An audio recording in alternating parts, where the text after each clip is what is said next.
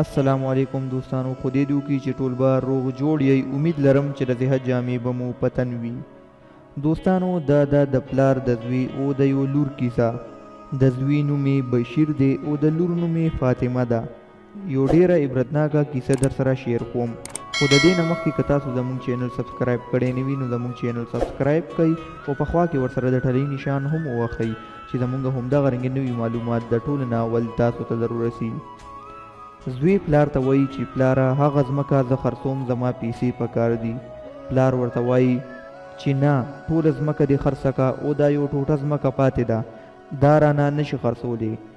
بشیر پلار ته وایي چې که مخې ته مې راغې نو دا شته کور ده نه هم خرڅومه.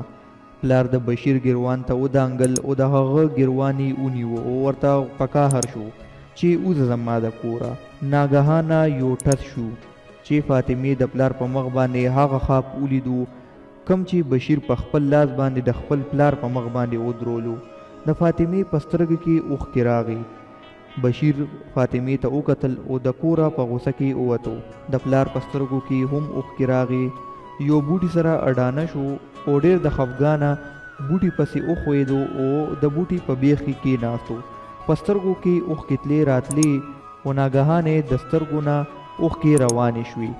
چې څنګه بشیر د کوره ووتو، د سترګو په پړک کې فاطمې د پلار غېږ ته رامنډه کا او د پلار په غېږ کې سر کېښو.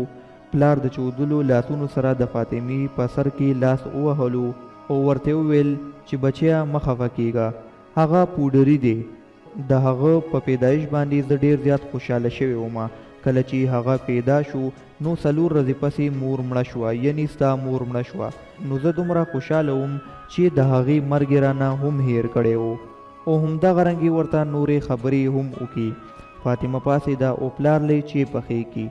دی دا چې اسکلې نو پلار لور ته وایي چې لورې، ستا په پیدایش باندې هم زه ډېره زیاته خفه شوې وم، تا هم زه یو ورځ ډېر زیات جړولی یم. د فاطمې په جسم کې د وینې گردش ودرېدو او ډېره زیاته ګبرو شوه. پلار ورته ویل چې کله زما یو پسې بل لور کېده او چې کله 15 پوره شوې نو زما ډېر زیات خواهش شو چې زما زوی وشي. نو د هغې نه پس ته پیدا شوې او بهر راته هم خلکو ویل چې په دومره لوریانو باندې به څه کې. د هغې خلکو په خبرو کې زه هم راغم او ستا مور سره مې څو ورځو پورې خبرې هم نه کولې. د کور نه به مې بهر وخت تېرولو. یو کال پس چې کله کور ته راغم او ځان سره مې یو قلم را واغستو او یو مې ګوډاګی را واغستو او یو لوټ مې تا ته د پیسو کېښو. هغه ټیم ته د یو کال وي.